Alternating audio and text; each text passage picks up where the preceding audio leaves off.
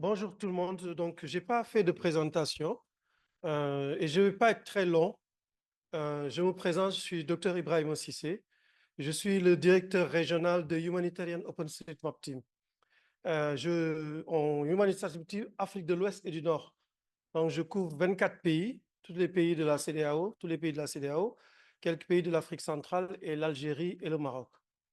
Euh, pour ceux qui ne connaissent pas, Humanitarian OpenStreetMap Team, c'est une ONG qui est présente presque sur les 4 continents. On a un directeur régional en Afrique du Sud et Australe, un directeur régional pour l'Amérique latine et un directeur régional pour l'Asie-Pacifique.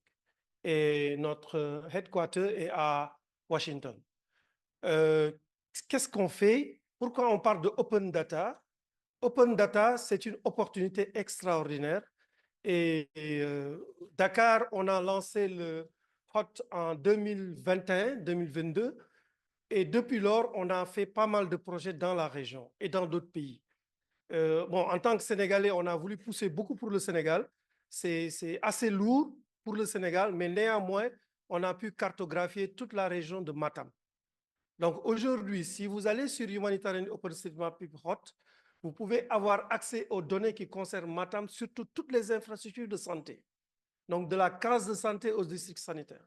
Cela signifie qu'aujourd'hui, les services, comment les services de santé sont répartis sur Matam, quelle est la stratégie qu'il faut adopter pour couvrir Matam? Aujourd'hui, les autorités ont la latitude de décider. Ça, c'est vraiment du concret par rapport aux données, par rapport à leur application.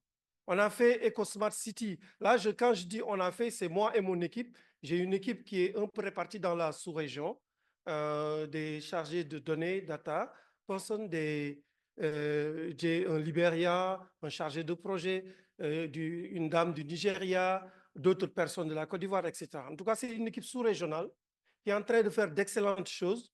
On a sorti un rapport l'année dernière, on pourra vous le transférer pour que vous ayez une lecture.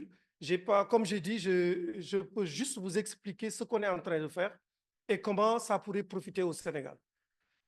Maintenant, les open data, l'avantage, je ne vais pas peut-être m'étaler sur tous les projets qu'on a fait, parce qu'on a formé même les agents de l'ANSD, de la Guinée, du Sénégal et du Mali. On a aussi fait pas mal de projets sur la santé au Sénégal, sur les inondations au Libéria. On a cartographié les problèmes d'inondation au Libéria et actuellement, les autorités, c'est ça qu'ils utilisent pour améliorer la résilience des populations. On choisit des parties, on a fait sur Lomé, on a fait Ville durable. Ville durable sur Lomé, notre projet a gagné le Digital Award 2024 plutôt, de Lomé, du Togo. Togo Digital Award, si vous allez trouver OpenStreetMap qui a gagné cet award parce qu'on a permis aujourd'hui aux autorités municipales, aux autorités locales de la ville de Lomé de pouvoir utiliser la carte qu'on a faite, les données ouvertes, pour pouvoir gérer leur municipalité. C'est-à-dire gérer la ville, tous les points d'intérêt. On parle des déchets, on parle du transport, on parle des pharmacies, des hôpitaux. Tout ce qui trouve dans la ville peut être cartographié sur une carte dynamique et peut être utilisé. Donc ça, on l'a fait à Lomé, à Niamey, au Niger plutôt, dans la région de Fakara et Gonga, à Dosso. On a fait l'accès à l'eau. On a cartographié tous les points d'eau, les mosquées, les cimetières. Et aujourd'hui, le sous-préfet, c'est ça qu'il a dans son bureau pour pouvoir gérer et orienter les bailleurs et les partenaires financiers et techniques. Donc, ces partenaires, pour agir aujourd'hui, ils utilisent cette carte, ils savent où est-ce qu'ils vont agir et où est-ce qu'ils sont beaucoup plus pertinents.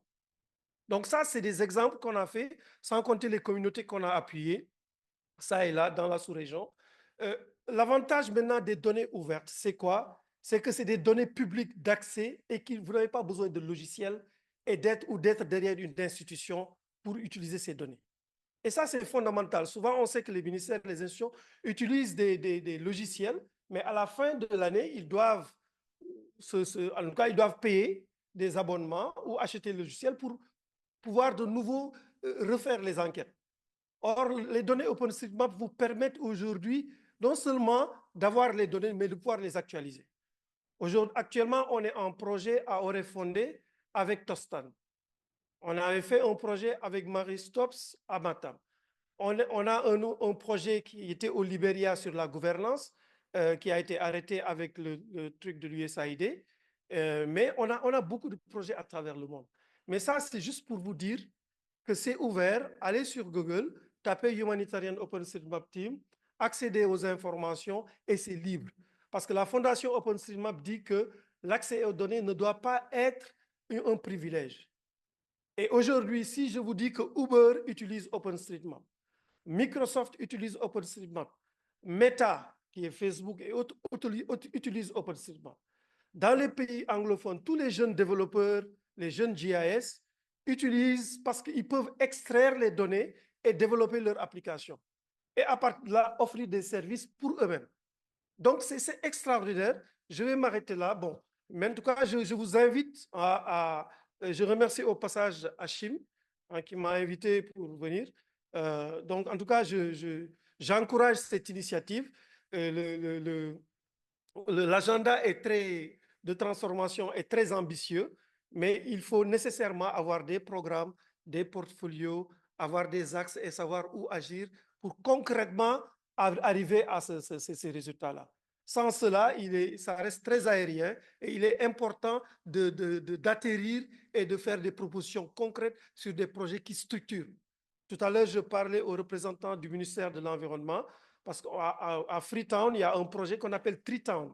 Treetown, c'est un projet où il est possible d'appuyer les communautés à planter des arbres qui ont des numéros de code qu'on enregistre sur une application et après, chaque membre de la communauté peut mesurer l'arbre pour voir sa croissance et générer un crédit carbone.